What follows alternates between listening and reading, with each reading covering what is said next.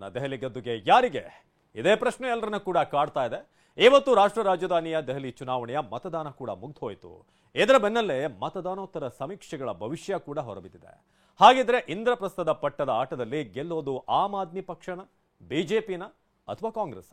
ಹೊರಬಿದ್ದ ಭವಿಷ್ಯ ಹೇಗಿದೆ ಬನ್ನಿ ನೋಡೋಣ.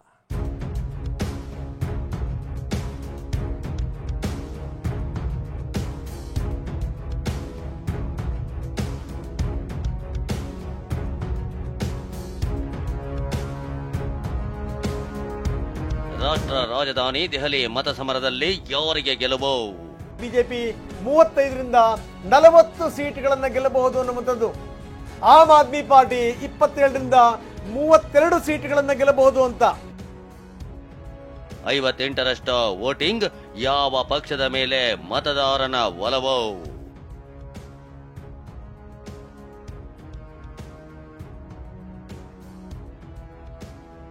ಆಪ ಹ್ಯಾಟ್ರಿಕ್ ಬಾರಿಸುತ್ತಾ ಕೈ ಕಮಲ ಕಮಾಲ ಮಾಡುತ್ತಾ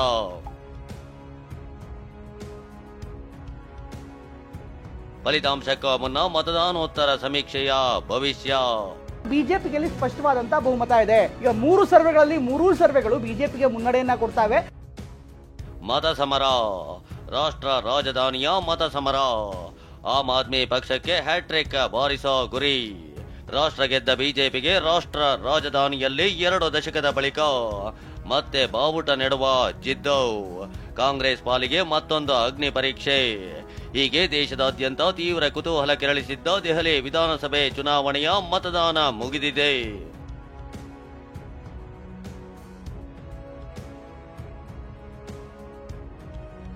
ದೆಹಲಿಯ 70 ವಿಧಾನಸಭಾ ಕ್ಷೇತ್ರಗಳಿಗೆ ಇಂದು ಮತದಾನ ನಡೆದಿದೆ. 3 ಪಕ್ಷಗಳ ಒಟ್ಟು 699 ಅಭ್ಯರ್ಥಿಗಳು ಸ್ಪರ್ಧೆ ಮಾಡಿದ್ರು.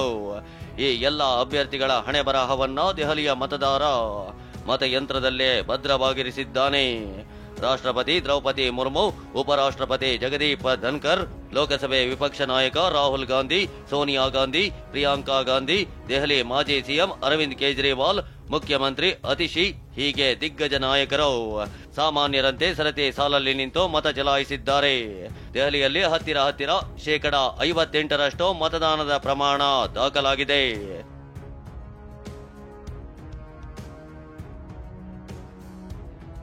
ದೆಹಲಿಯಲ್ಲಿ ಈ ಬಾರಿ ಆಪ್, ಬಿಜೆಪಿ, ಕಾಂಗ್ರೆಸ್ ಮಧ್ಯೆ ತ್ರಿಕೋನ ಸ್ಪರ್ಧೆ ಏರ್ಪಟ್ಟಿತ್ತು.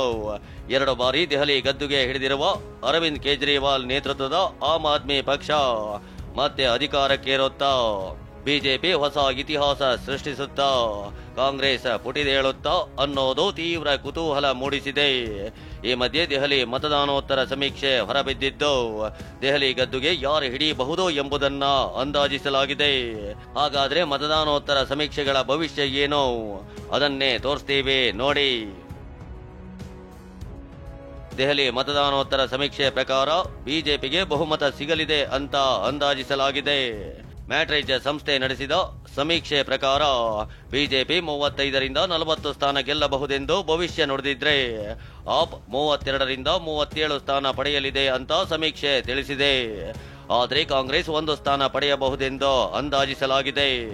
ಇನ್ನು ಪಿಮಾರ್ಕ್ ಸಂಸ್ಥೆ ಪ್ರಕಾರ ಬಿಜೆಪಿ 39ರಿಂದ 49, ಆಪ್ 21ರಿಂದ 31, ಕಾಂಗ್ರೆಸ್ 1 ಸ್ಥಾನ ಪಡೆಯಬಹುದು ಅಂತ ಅಂದಾಜಿಸಿದೆ.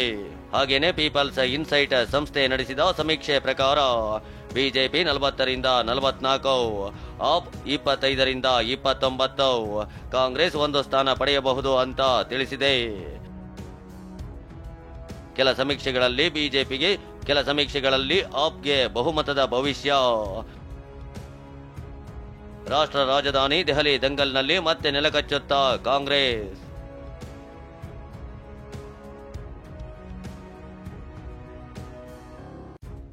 ಹೌದು, ಮತದಾನೋತ್ತರ ಸಮೀಕ್ಷೆ ನಡೆಸಿದ ಕೆಲ ಸಂಸ್ಥೆಗಳು ಬಿಜೆಪಿಗೆ ಬಹುಮತ ಸಿಗಬಹುದು ಅಂತ ಅಂದಾಜಿಸಿದ್ರೆ, ಇನ್ ಕೆಲ ಸಮೀಕ್ಷೆಗಳು ಆಮ್ ಆದ್ಮಿ ಪಕ್ಷಕ್ಕೆ ಬಹುಮತದ ಭವಿಷ್ಯ ನುಡಿದಿವೆ. ಅದ್ಯಾವುದು ಅಂತ ನೋಡೋದಾದ್ರೆ, ಚಾಣಕ್ಯ ಸ್ಟ್ರಾಟಜಿ ಸಂಸ್ಥೆ ನಡೆಸಿದ ಸಮೀಕ್ಷೆ ಪ್ರಕಾರ ಬಿಜೆಪಿಗೆ ಬಹುಮತ ಅಂದ್ರೆ 39ರಿಂದ 44 ಸ್ಥಾನ, ಆಮ್ ಆದ್ಮಿ ಪಕ್ಷಕ್ಕೆ 25ರಿಂದ 28 ಸ್ಥಾನ, ಕಾಂಗ್ರೆಸ್ಗೆ 2ರಿಂದ 3 ಸ್ಥಾನ ಸಿಗಬಹುದು ಅಂತ ಅಂದಾಜಿಸಿದೆ.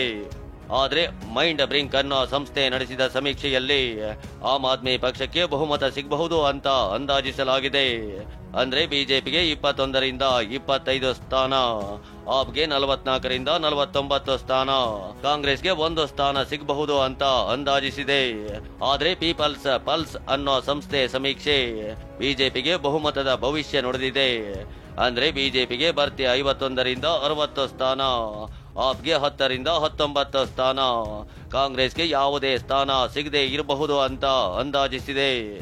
ಇನ್ನು ವಿ ಪ್ರಿಸೈಡ್ ಅನ್ನೋ ಸಮೀಕ್ಷೆ ಆಪ್ಗೆ ಬಹುಮತ ಸಿಗಬಹುದು ಅಂತ ಅಂದಾಜಿಸಿದೆ.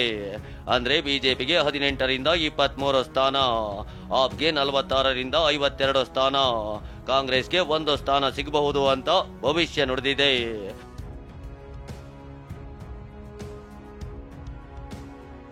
ಅಲ್ಲಿಗೆ ದೆಹಲಿಯಲ್ಲಿ ಆಮ್ ಆದ್ಮಿ ಮತ್ತು ಬಿಜೆಪಿ ನಡುವೆ ನೇರ ಹಣಾಹಣಿ ಇರೋದು ಸಮೀಕ್ಷೆಗಳಿಂದ ಗೊತ್ತಾಗಿದೆ.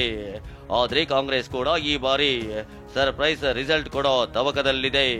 ಫೆಬ್ರವರಿ 8ರಂದು ಫಲಿತಾಂಶ ಬರಲಿದ್ದು ದೆಹಲಿ ಗದ್ದುಗೆ ಯಾರಿಗೆ ಅನ್ನೋದು ಅಂದೇ ಗೊತ್ತಾಗಲಿದೆ. Bureau report, TV9.